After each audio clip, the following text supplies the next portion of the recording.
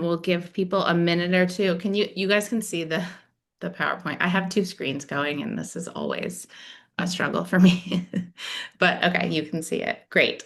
As people are coming in, if you can put in the chat where you're joining us from, we would love to know who is out there. Um, and also if you are a parent or a teacher or maybe even both. Um, would love to hear from you too. Okay, see people coming in. Yep, if you could just say in the chat where you're joining us from. I'm gonna make sure the chat is working. That's always been a thing. Oh, we've got an AI robot in here. We love that. Hello, welcome, robot. Okay. Everyone, you and all the panelists, you can see the chat, correct? Great. Awesome. Okay. Well, it's 4:02, so we will get started. Oh, awesome. Hello, Greta from Michigan. Thanks for joining us. All right, we're going to get started with today's webinar, all about family school partnerships to support our older striving readers. We're so glad you're here. Thank you for coming. We will get started with an overview of what to expect from today's webinar. I am Melanie McDermott. I'm the Director of Marketing here at StoryShares, and I also head up our webinar series. And I am a former teacher, as is everyone at StoryShares. So welcome to our webinar this afternoon. Just a little overview of what to expect. We will go through some norms.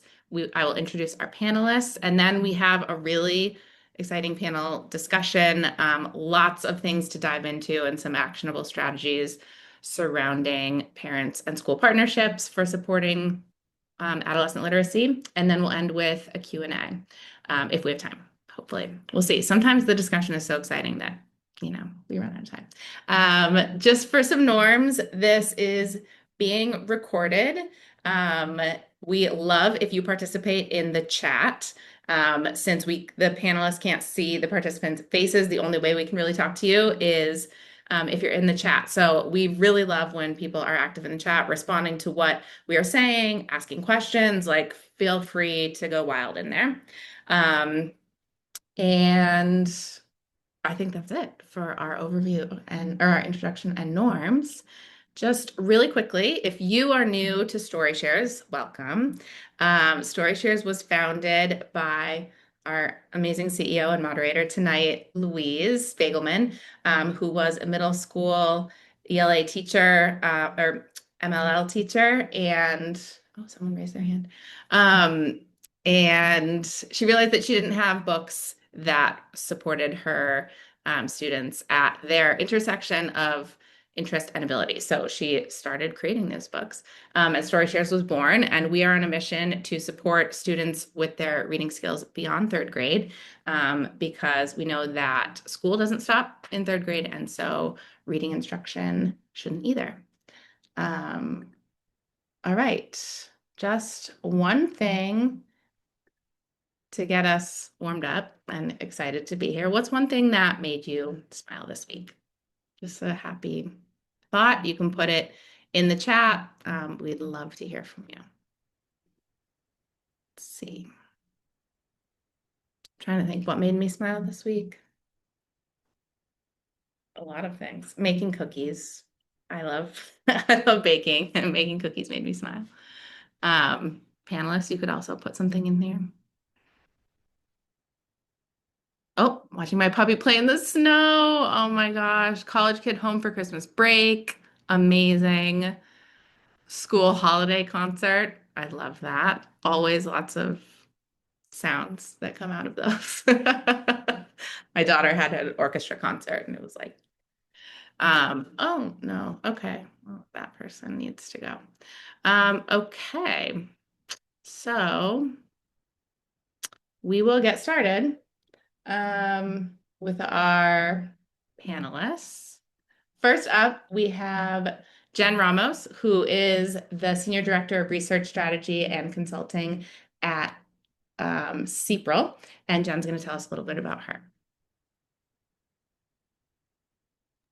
Yes.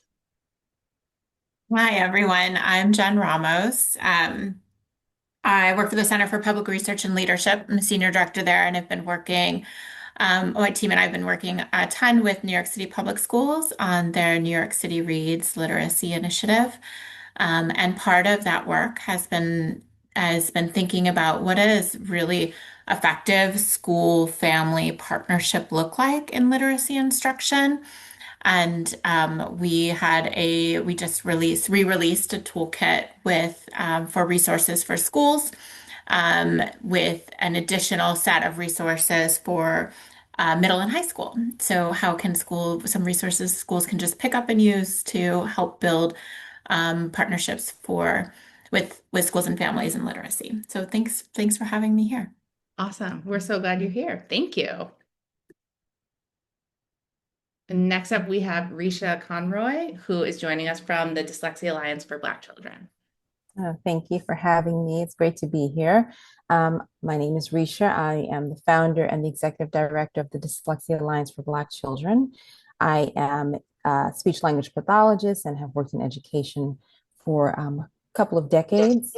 Um, what brought me into this space was my experience with my son who has dyslexia. I have two children, both neurodiverse, and there is such a need for advocacy for students who learn differently, and certainly for students who have social identities that have been historically underserved, and so who are sitting right at that intersection of racism and ableism, who are often invisible and erased in the classroom.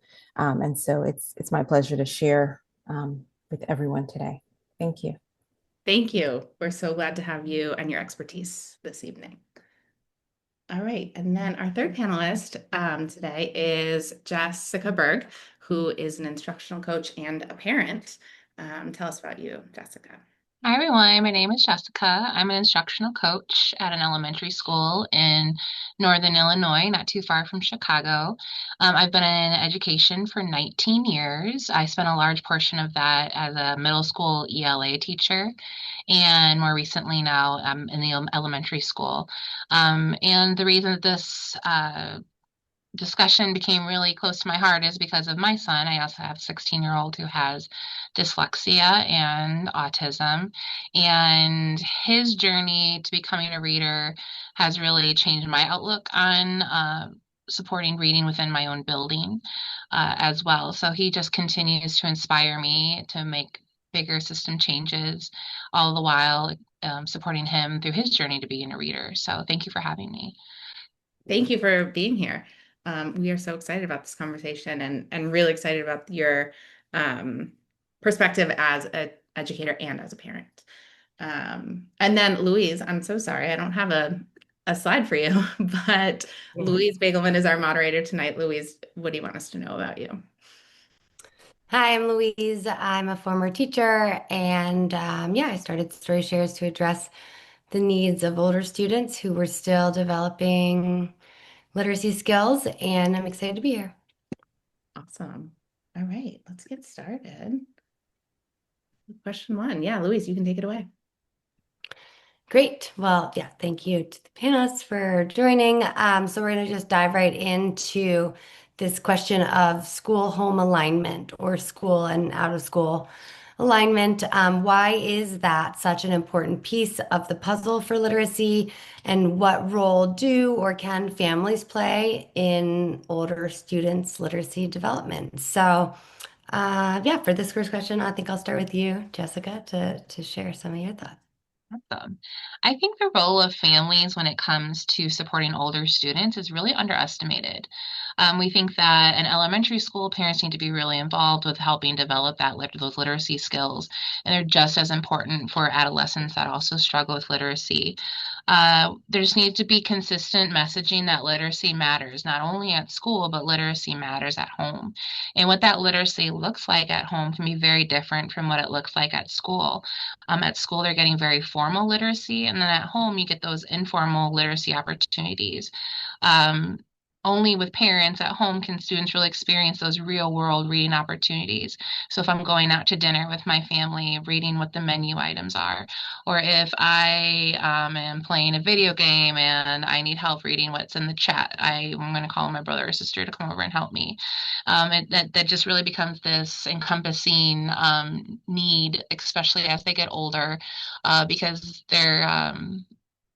they need all hands on deck to help them get where they need to be as an older reader that struggles. So it really takes a collaborative team effort of everyone in the family and at school working together to support and hold that student accountable for getting where they need to be before they graduate.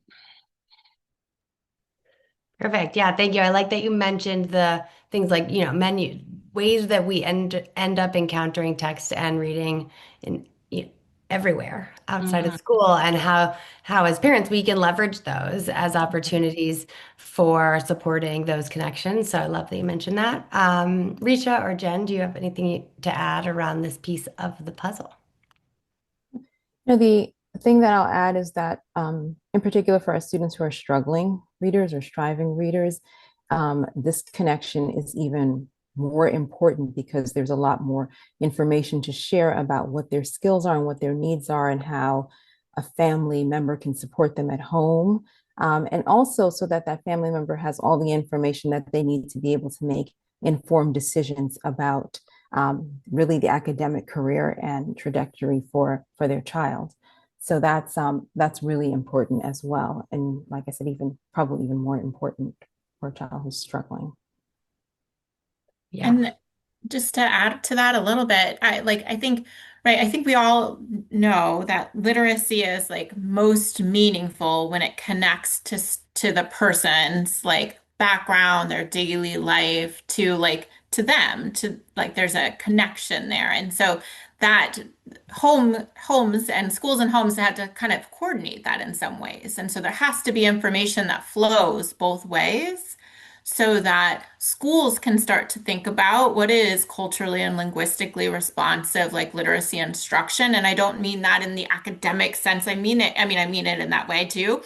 But I also mean it in like some of those just natural ways of having the mindset that the assets that are at home are truly assets for the classroom. So when families speak a different language, like different languages are an asset to classrooms and can help build much deeper understanding of literacy and literacy instruction. And on the flip side, at home, right, home has a different kind of role, like those, we call them like the unconstrained literacy language activities, like storytelling, or like Jessica said, like reading a menu or talking about the world around them and making connections. And then all of that kind of like leads in. We work with a partner like Barbershop Books that has this try to build this concept of like kids self-identifying as readers, like I am a reader rather than I am reading. And one of the ways in which families can start to do that is to think about how to like model that. Like, what does it mean to like, sit down and talk about a book or to sit, whatever you're reading, a magazine article or like something you read, even a quote in social media or things, and to like have discussions around language. It kind of helps to build some of that self-identity as like, I am a reader versus I am just reading something.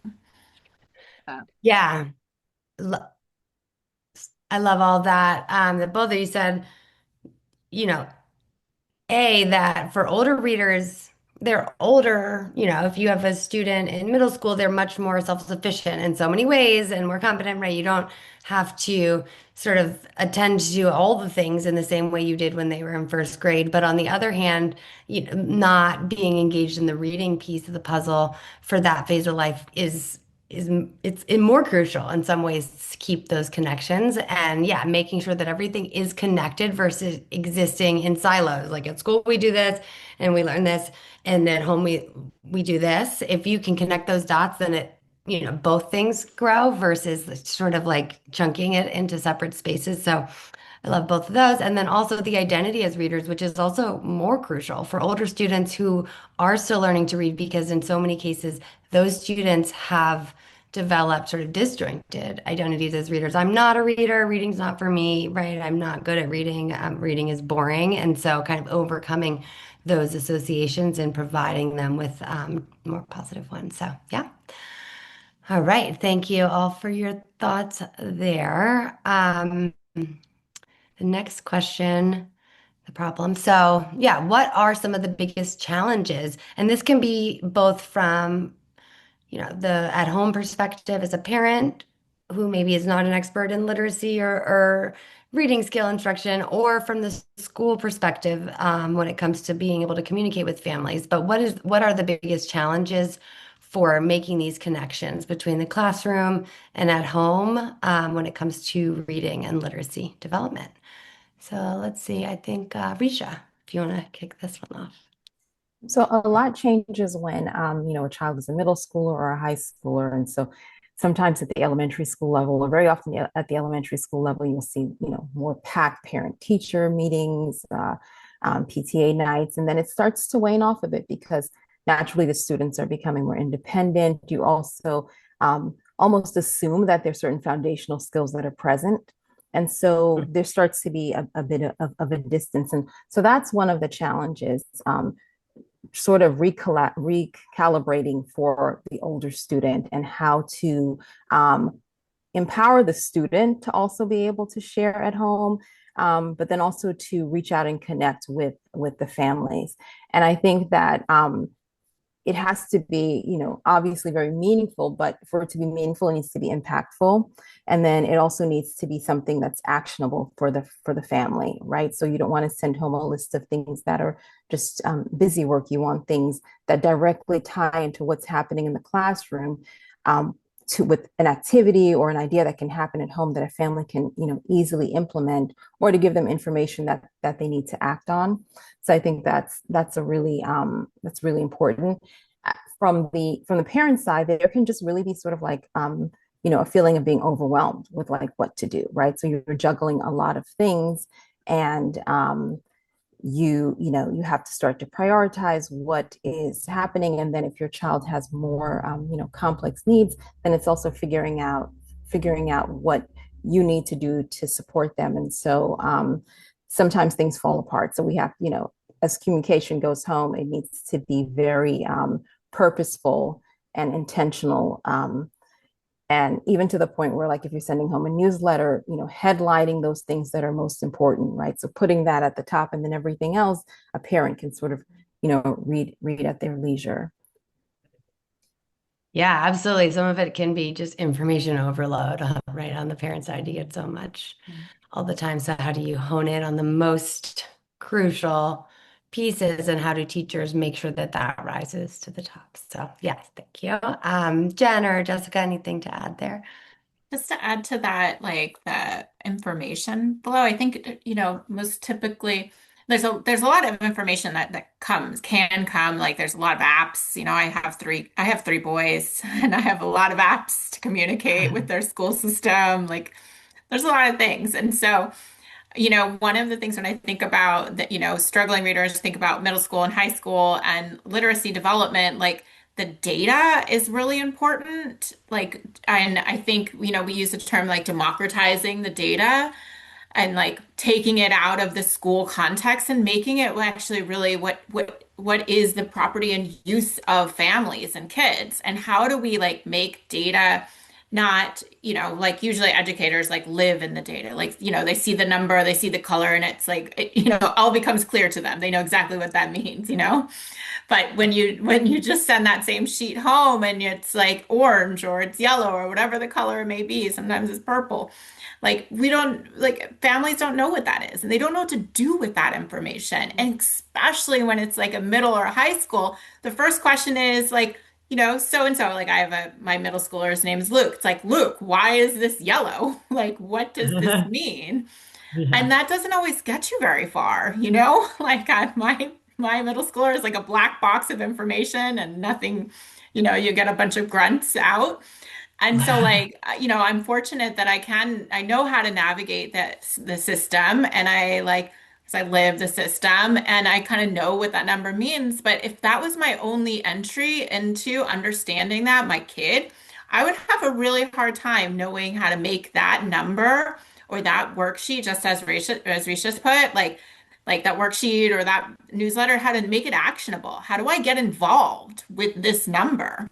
And so like I think, it's really like thinking about how do we make that number valuable to families? How do we get that number to ignite a new set of activities from that family member that would, ask them to do something different than they would normally do with just a piece of paper that comes home in a backpack or that comes on the app as a message, like the 12th message I got that day on that app, it's really about the like, how do we make that number connect to a new set of activities?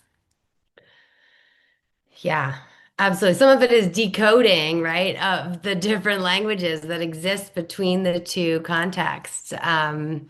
So yeah, absolutely. I mean, I feel that with my son in third grade with his math, like they do math differently nowadays. And I'm an ed former educator and I can do math at a third grade level, I thought, but it's like I have to adapt to this language to be able to support his growth. So that is, yeah, a huge piece of the puzzle, the intersection. Perfect. Thank you. Jessica, anything to add before we move on? Yeah. So going talked about educator challenges just coming working in a school system myself is just time. Where do we find the time as educators to give really great communication to parents that's clear and concise, but yet differentiated for our more struggling readers, as opposed to readers that are above or readers that are on. And then the time that we can get parents in front of us can be really limited as well, because parents have a lot going on. And so if we want to host a parent night where we have a workshop to really educate parents on to what things we're doing to help struggling readers in our school. Sometimes we have really low attendance as a school. So, because we're up against parents having a million things going on at night as well that I know have the best intentions, but it really becomes a battle of kind of picking and choosing how you use your time at night.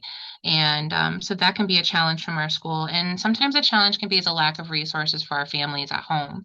So if we're very explicitly teaching phonics-based instruction at our school, we're sending home special books called decodables that really align with phonics skills. And that might not necessarily be something they have laying around their house. So that really is something the school needs to provide for homes that you just can't get from the public library. So that lack of resources, and the lack of diversity in those resources can sometimes be challenging.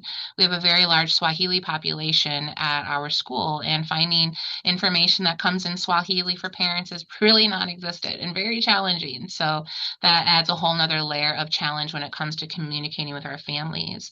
And then with family challenges, I know me personally, when my 16-year-old was really struggling with reading, uh, as a family, we decided that he really needed some outside tutoring on top of what he was doing at school. And so, on top of that, then you have to make the really hard decision where I told him, like, you're not going to be able to play baseball this year because you have to go to tutoring, and making those really hard decisions on a schedule that's really already packed full, and just try to prioritize what's important at that time. He might not agree with me that being as important, but he'll, I think, see that in the long run, the importance of that. But as a family, you can feel very overwhelmed very quickly, and just always know that you're making that whatever best is in the best interest of your child can be hard. So Yeah. Yeah, tough choices no matter what. And without the data to know that your son could benefit from additional tutoring, then you wouldn't even have the ability to make that choice. And so that also relies on the same yeah, connection. for So sure. yeah, yeah, absolutely. Great. All right. Well, thank you all for that. I think we're probably getting into the solution next. Yeah, great. Solution. So, yeah, it is hard. It is a challenging thing that's schools are complex and overwhelming, and so are homes and families. And so how do we kind of crack the code for both? So would love to hear from all of you. What are some concrete and effective ways that both on the school side, the teachers or educators, and then also the home side, the families can collaborate and work together to empower, yeah, striving adolescent readers specifically. So knowing that they're older and so they bring with them additional baggage when it comes to empowerment. So Jen, yeah, if you want to kick this one off. Sure, I can start. Like, I mean, one of the things, there's been lots of studies, right, that says that like family engagement goes down in like decreases in middle and high school, but like I'd really like to try to think about that differently. It just looks really different. And like the family engage, like the way we need families to engage in schools and with kids it just looks different. It might look more at home than it does at, attending school. And and just to acknowledge the difference for families, school looks very different for parents when they become middle school. There's no longer one teacher that you trust that knows your kid, that you can go, that you get to meet and you pick up, you pick up your kid, you get to say hi to the teacher and move on. There's none of that anymore. There's now like six teachers, you don't know them all. They don't know all parts of your child. There's like now you have to trust six people as a parent to really know your child. And it's just a very different experience for a family member. And it's not as, it's a little bit easier to engage when there's one person that you need to like build a relationship and like trust to know and love your child. And so when thinking about solutions, like what are some of the ways we think about that? Like one, there has to be a range of ways we think about family engagement for adolescent striving readers.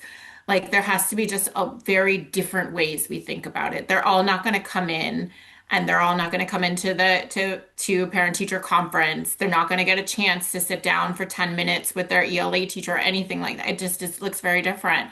And so we need to be able to produce resources that think of families are as co-producers in the learning. So what are ways and resources that they can do at home where we're co-producing learning, literacy learning, meaning like can making that, going back to our first question, making that connection between school and family life. And then also thinking about families as also navigators, so they know their child best. And so how do we think differently about family engagement as actually the educator trying to learn much more about the kid through the family rather than trying to ignite a different action from the family? The educator goes in more curious about, I need to learn more about this family and about this child so that I can reach them differently, which is just a kind of a different flip of thinking about a lot of ways, the way we think about traditional school to family outreach. Um, and so, I mean, like I think like the other way we think about this is, how do we ensure how do we use other organizations or other trusted messengers or places in which families go to support the messages of the school. Like what Jessica, you were saying earlier, sometimes we offer these workshops, we offer things at school, but getting parents to come sometimes is hard because they're I'm a parent of three. I got a lot of things that I feel like I got to do at the end of the day. And even when I want to prioritize being at school, their schools, sometimes I can't. And so like but there are other places that we go as a family. We go to you mentioned baseball. We go to Little League all the time. It's like I have three boys and they all play Little League. Like they're a trusted community member for us that we frequent all the time, every weekend in the spring, really. And so how do we leverage some of these other trusted like brokers in the community and show up there to like think about what is that school family connection? Because providing another place for a family to show up doesn't always work. And there are places that Hmm. families go all the time, and we just need to think and build those like connections to really meet them where they are already going. Love that. I love that. Yeah, such that makes so much sense, but just framing it that way of where are they and how do we meet them there versus requiring them to visit so many different schools and events and for different kids. So yeah, I think also the nuance that you pointed out, um, I was a teacher of middle schoolers, but I am a parent of elementary schoolers. Just the fact that there's not one teacher you can go to, that is its own beast. So yeah. Great. Jessica, and And Jen, that was so good. Oh my gosh, we're going to be showing up some community centers, just hauling in all yes. this stuff to the community centers and showing up at basketball games. That's such a great point that if they don't come to us, we're going to go to them, right? I love that idea. So some solutions for at home is just as from educator standpoint, it's just being super clear and concise because clear is kind. To not to I can't remember who had said where maybe it was Jen where there's the 10 different apps with all the communication. So really thinking as a building, how are we going to minimize all that noise for parents so that they get the clear, consistent messaging that they need. Um, uh, Finding opportunities for parent workshops, and I'm going to take that away, Jen. I love that idea of meeting parents where they're at and not always requiring everyone to come to school. Let's go to them. um, as a building, providing accessible materials to our kids that they really need to be able to work on those skills at home. So like in my case where I said decodable text, providing opportunities for those to go home to students to practice those materials that they are learning in the classroom. From the home perspective, setting up some great home routines. I have a middle school child who's entering middle school, and the struggle has been so incredibly different and real with him. So noticing that I need to set up those really clear routines that when we get home, there is no technology until this is done and this is done, or that you've tried to read your book for a little bit of time, just really making those routines. And man, Jen, when you said when they get seven new teachers and that seven new teachers that you don't have that core home base, that's so true. I remember as a parent, I would just, the first thing I want to know is all who are the names of all seven of those teachers, get all their emails, and just emailing them like, hey, just so you know, Logan is a struggling reader. Please be easy on him to begin with, because they just don't know that knowledge. And I know his biggest anxiety is like that first day of school, no one's going to know that I can't do the things they want me to do.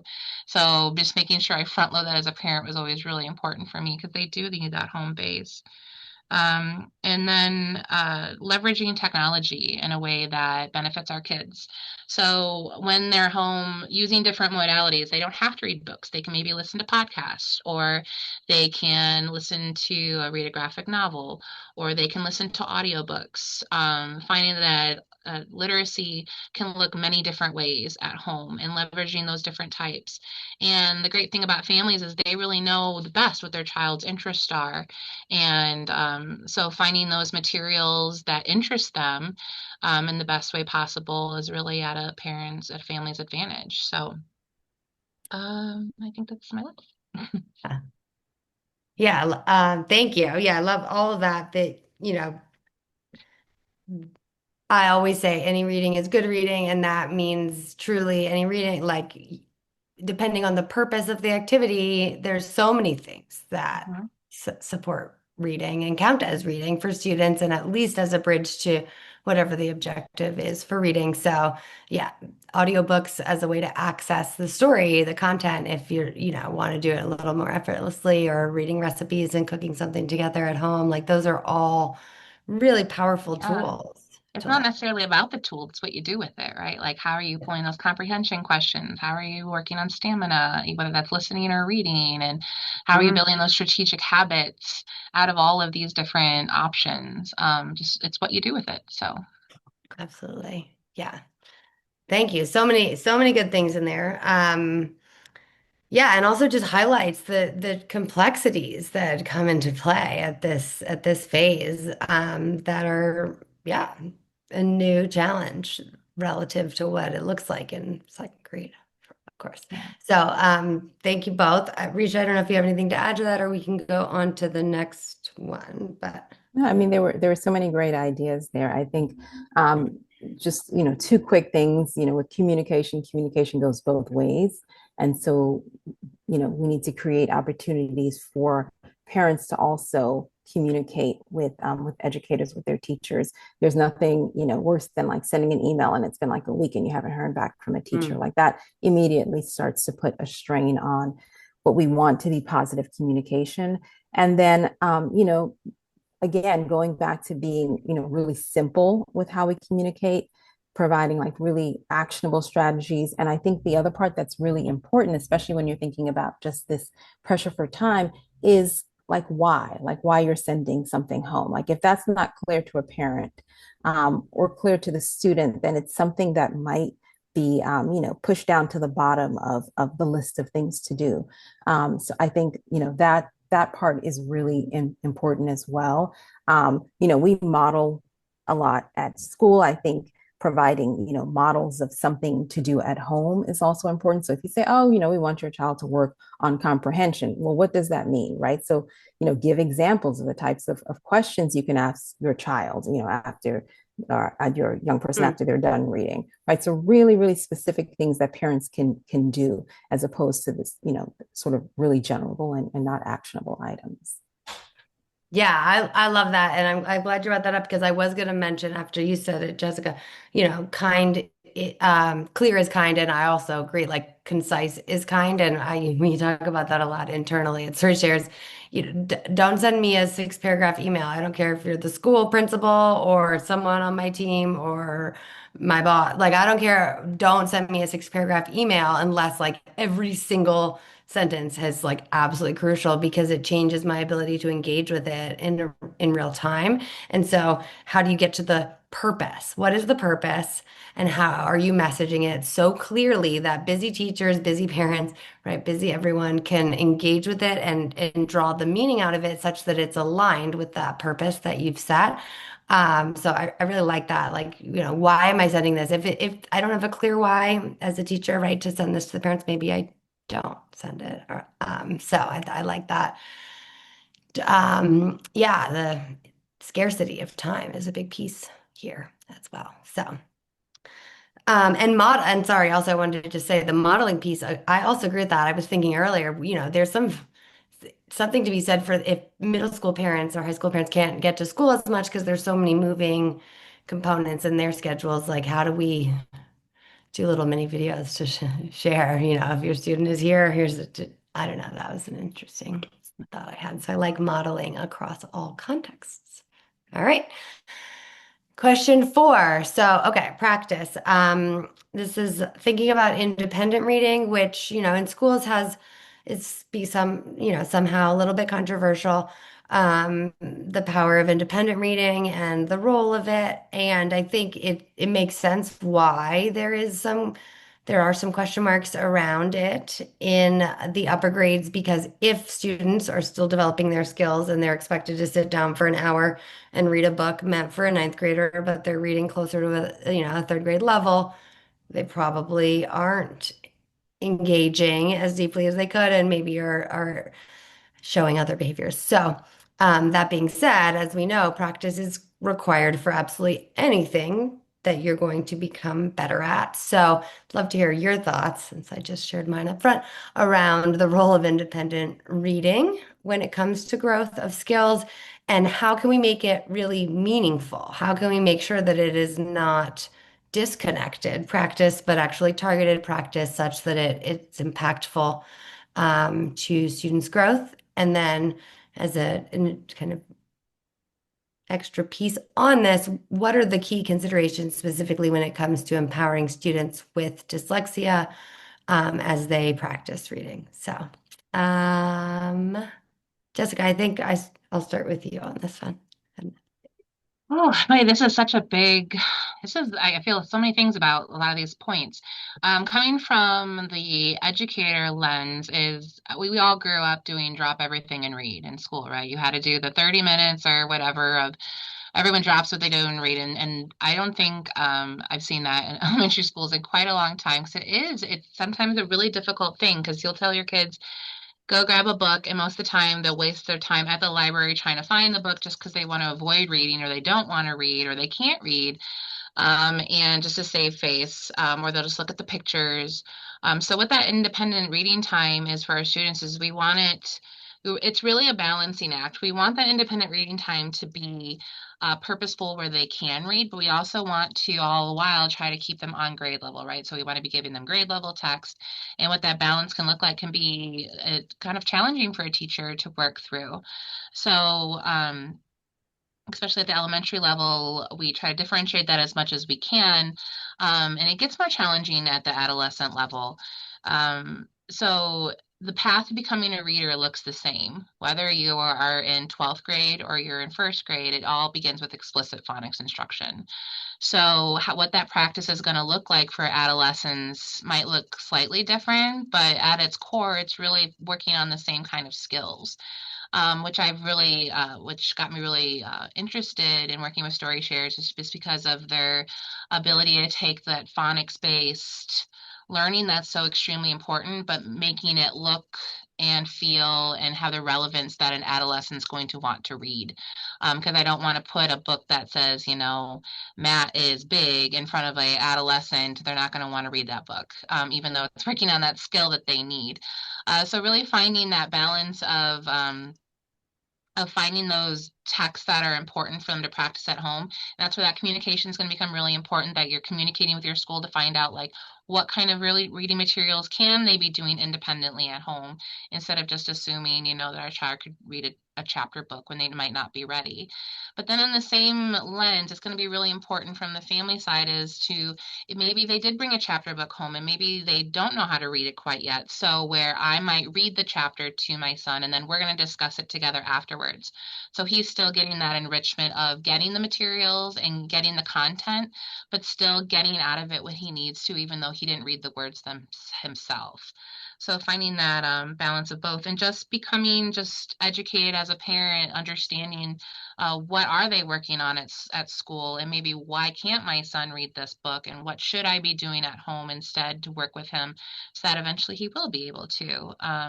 So lots of pieces and it feels very scattered, but Yeah. that's what I got. Yeah, no, I think you nailed it. It is that's where the knowledge or the data or the insights are so crucial is they brought home this book, but they can't read it very well, and so they don't want to read, right? Like knowing that actually this kind of book is the right one for their practice would go a very long way, but also how do you not sacrifice rigor? So also allow them to, Another yeah. thing that was huge for my kid, especially was graphic novels. That got him on board right away. It's little bite-sized boxes of text that I can read as opposed to monstrous paragraphs. So with Logan, especially when he's an adolescent, those graphic novels became really important in our home. So those were huge. Yeah.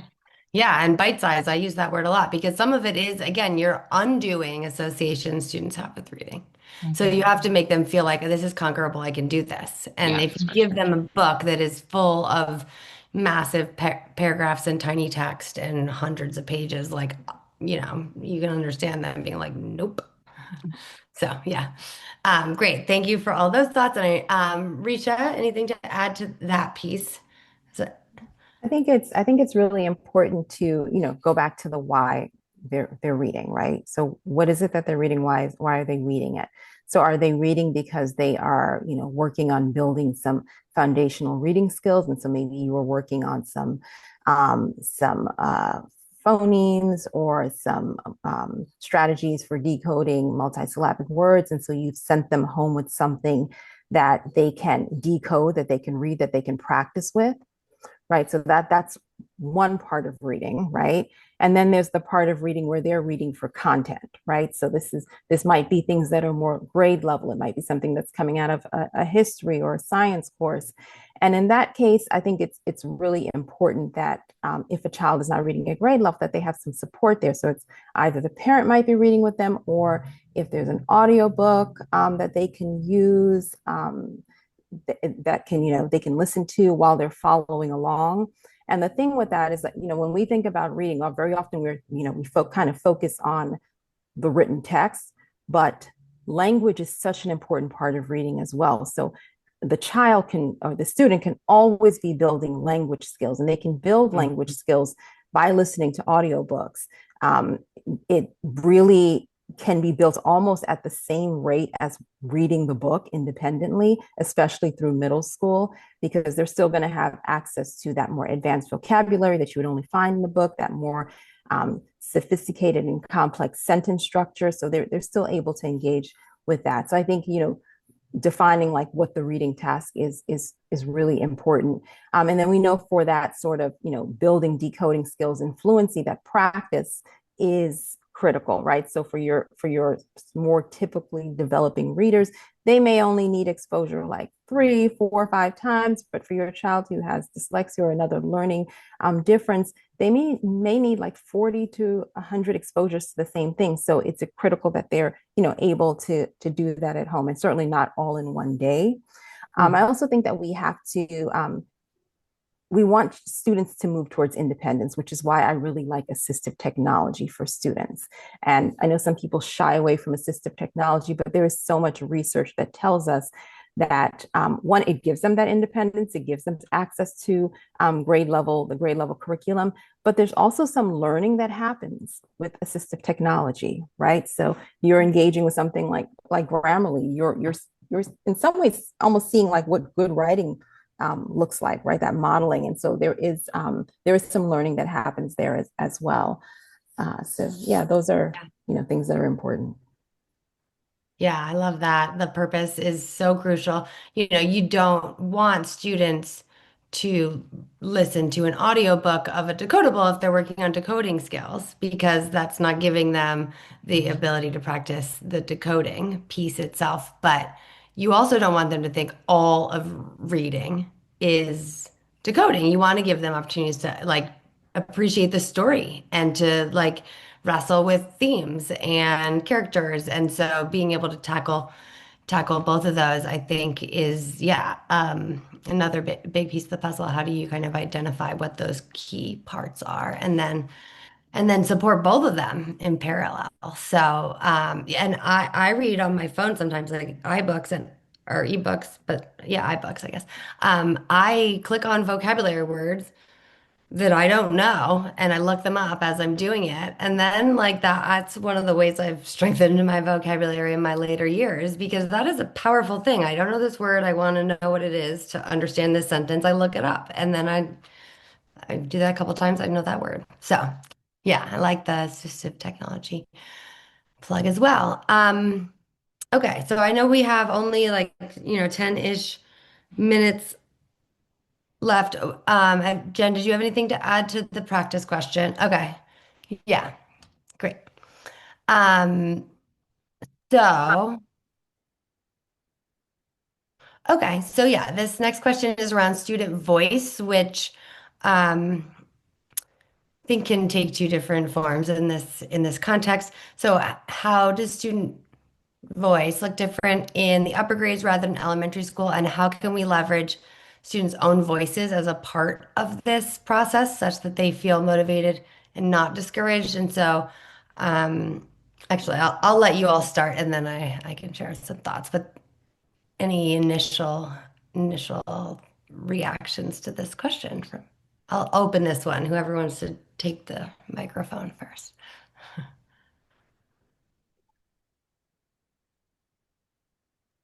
I can just share like a overarching idea to get this started and leave it to Jessica and Risha for the Perfect. details. But like I think like student for older kids, student voice to me feels so important just because like especially older kids that have struggled to learn to read or struggled in school because they just have such a history of hopefully not, but most, typically if they've struggled, being like kind of burned by past educational experiences and not feeling like they belong in academic settings.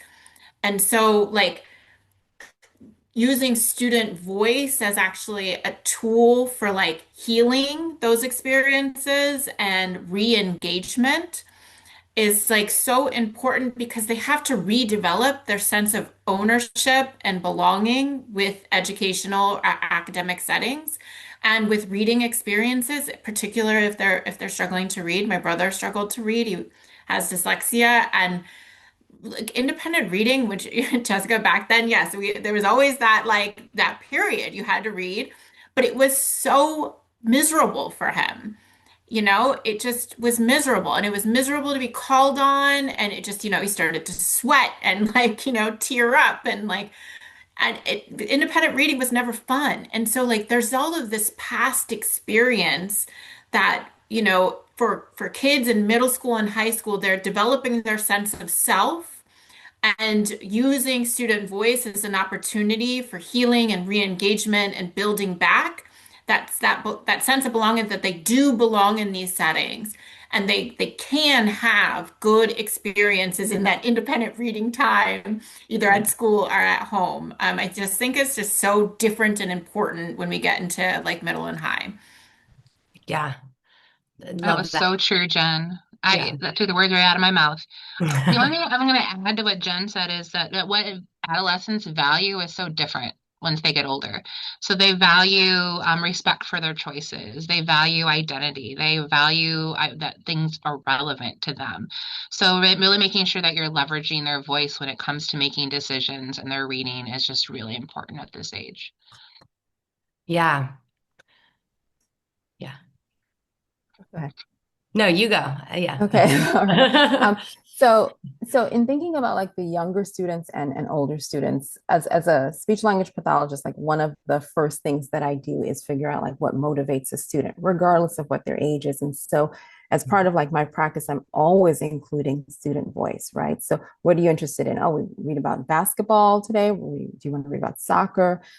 Maybe there's something current events related that they want to do. And that's really important because when we think about like building the reading brain, first of all, the brain has to be sort of prepped, and that means that they're engaged, and it means that they're interested and they're motivated, and that increases, and we want it to increase as they get to the upper grades, because we want them to have ownership over what they're reading, over their learning, over what the choices are that they're going to make long term in terms of like career and other things in life. And then we also can build in there something that's really important. If they have a voice, then they can begin to advocate for themselves.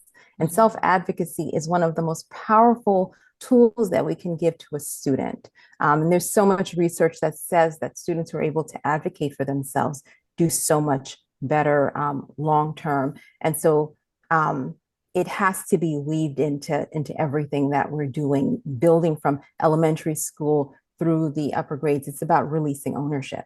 And so Yeah. we have to do that. Yeah.